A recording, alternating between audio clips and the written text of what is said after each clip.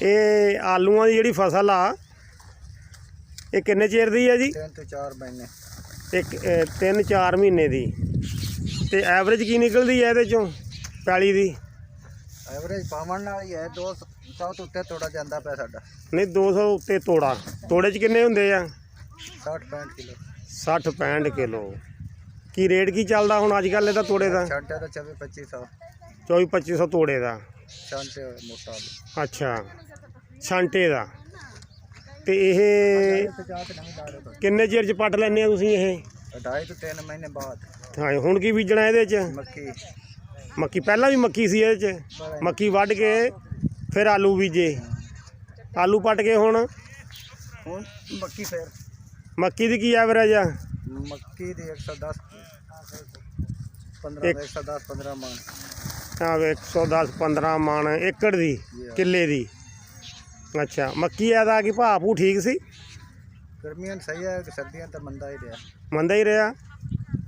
अच्छा पहले जो दे छोड़ी आया सिर पे रह गया। अच्छा जी ये आलू की फसल आ जी इन्होंने मशीन भी रखी हुई आ। आलू मशीन फेर के आ देख लो तुसीं हुण चुग रहा है विचों ते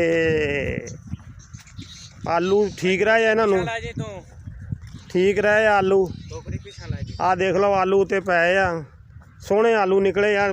बड़े जिमीदार आ जी ये साडे पड़ोसी ही आ बड़े जिमीदार आ ते आलू ये पट रहे आ आलू पे आ। आलू की फसल ठीक रही है कहते मक्की दी हौली रही है। आ आलू जेड़े आ ये पटने वाले पे आ हैं जी। आ मशीन तुहानूं असीं हुण मशीन दिखाउने आ जिहड़ा आलू पुट्टदे आ ये हैं जी।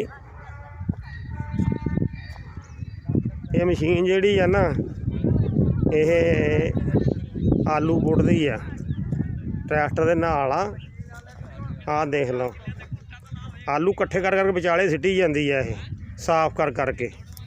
आ देखो आ फिरकी जी लगी हुई है ट्रैक्टर दे पिछे आ ये सारे कट्ठे कर करके विचाले आलू सिटी जाती साफ करके।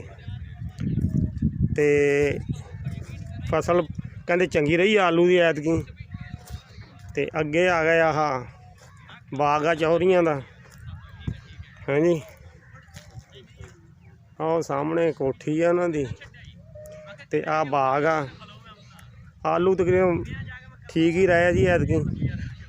सलाम अलैकुम जी कित्थों आए परौणे जी तुसीं? चंगू सगोर करवाना। अच्छा अच्छा वैसे ही आए मिलने गिलने। आलू का यार सिंदस पे साडे कोल पटिंदा पैनो। आलू पटिंदे तुहाडे कोल भी? उधर भी बहुत आलू लगदे आ। किहड़ा झंग दा इलाका किहड़ा अपना जी? सगोर खानवाना 464 जोड़ी वाला। ये किहड़ी साइड ते है? आलू चनोट झंग रोड ते उत्थों आए तुसीं मशीन लैके जानी है ये? हाँ जासीना काम। अच्छा जासीना काम सुपरवाइजर ना। आलू मोटा भी है हैं? आलू मोटा भी है। हाँ जी हाँ जी। निकलना काफी है। तुहाडा आलू किद्दां उधर? बतेरा आलू निकलदा पे बहुत ज्यादा। तुहाडे भी ठीक है? अच्छा जिमीदार बट तुसीं भी बड़े जिमीदार आई ना अगों चौरियां अगों? हाँ हाँ कि छोटे जिमीदार हैं?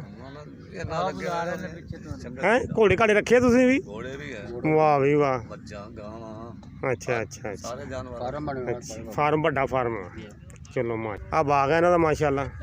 हाँ जी तुसीं भी कुछ दसोगे ये खाला किवें घाटदे आ तुसीं?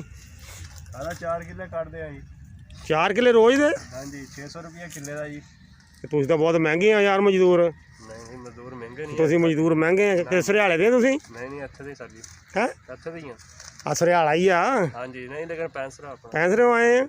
अच्छा पढ़िया पुढ़िया है नहीं तू कोई? नहीं पढ़े लिखे ही हैं तकरीबन। पढ़े लिखे जिमीदार हो तुसीं? हाँ जी। अच्छा आलू आप आलू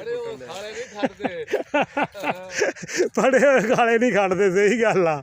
नहीं है कि से मेहनत करना कोई मिलना नहीं जी। चोरी मिलना यारी मिलना मेहनत करना कोई मिलना नहीं। मीडियम मूडिया का सिस्टम है। हाँ मीडिया का अच्छा मीडिया सिस्टम आ मालूमात ਲਈ ਜ਼ਿਮੀਂਦਾਰਾਂ ਨੂੰ ਫਿਰ ਸਹੂਲਤਾਂ ਵੀ ਦਿੰਦੇ ਆ ਨਾ ਵੀ ਕੀ ਐਵਰੇਜ ਨਿਕਲਦੀ ਆ ਕੀ ਗੱਲਬਾਤ ਆ। आ भाई हुणी साढ़े जानते हैं सानू।